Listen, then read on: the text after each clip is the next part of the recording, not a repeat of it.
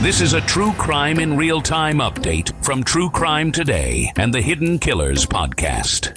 From the moment Russell Laffitte walked out of the federal correctional institution Coleman in Florida, his return to the public eye carried the weight of a shattered conviction and a reinstated fight for freedom.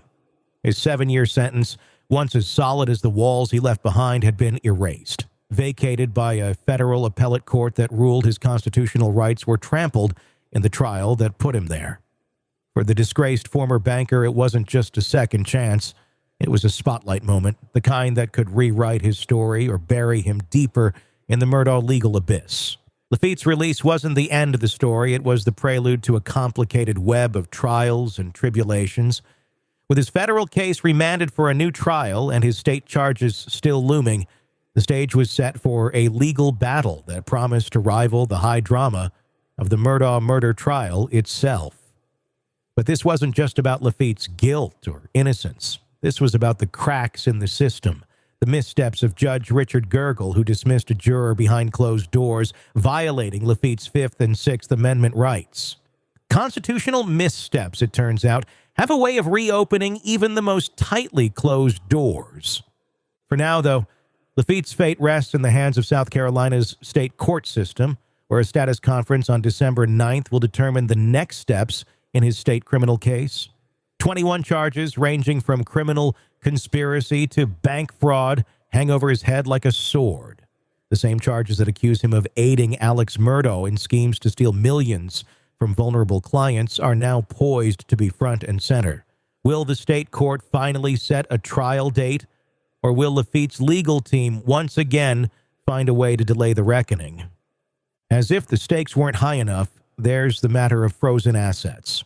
South Carolina has effectively tied Laffitte's hands by preventing him from accessing his funds he claims are necessary to pay his attorneys and mount an effective defense. His lawyers argue this violates his Sixth Amendment rights to a fair trial, adding another layer of constitutional intrigue to an already tangled case. The irony isn't lost on anyone.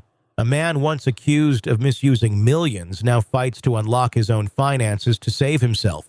But the real tension lies in the broader implications of Laffitte's trials. His case is just one thread in the sprawling tapestry of the Murdaugh saga, a scandal that has shaken South Carolina's legal and financial foundations. It's not just about one man's alleged crimes. It's about a system that allowed these crimes to fester. And now, as Laffitte faces the possibility of a second federal trial in 2025, the spotlight grows brighter. Prosecutors are pushing for a March start date, but Laffitte's new defense team has other ideas, requesting a delay until May to prepare their case. Will they get the time they need, or will the wheels of justice turn faster than they'd like? This week's developments don't stop with Laffitte. A former juror from Alex Murdaugh's murder trial is making waves, petitioning the South Carolina Supreme Court for access to records that could reveal what really went on behind the scenes. Meanwhile, 2 new books on the Murdaugh saga hit shelves, feeding the public's insatiable appetite for every twist and turn in this ongoing drama. It's a story that's as much about power and privilege as it is about crime and punishment. Laffitte, once the CEO of Palmetto State Bank and a member of a low-country banking dynasty, now stands as a symbol of the fallout from the Murdaugh empire's collapse. His case raises questions that go beyond the courtroom. How does a man go from a life of privilege to the center of a true crime phenomenon? And what does justice look like in a world where the lines between victim and villain blur so easily? As the December 9th status conference approaches, all eyes are on the Orangeburg County Courthouse. The decisions made there could set the tone for the next chapter of this saga, not just for Laffitte, but for everyone still tangled in the Murdaugh web. One thing is certain: this is far from over. In the end, Russell Laffitte's story is a cautionary tale about the company you keep. Once a respected banker in a family dynasty, he now finds himself a central figure in one of the most scandalous sagas in recent history, not because he started the fire, but because he allowed himself to get close enough to feel its heat.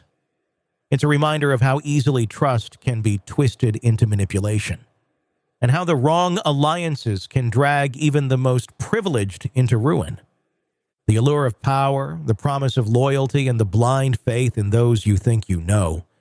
These are the cracks where corruption seeps in. For Laffitte, the cost of standing too close to Alex Murdaugh is immeasurable, his reputation shattered, his freedom uncertain, and his future hanging by a thread. It's proof that when you choose to dance with the devil, the consequences will inevitably come to collect. And in this case, they've come with a vengeance, leaving Laffitte to wrestle with the wreckage of a life that once seemed untouchable.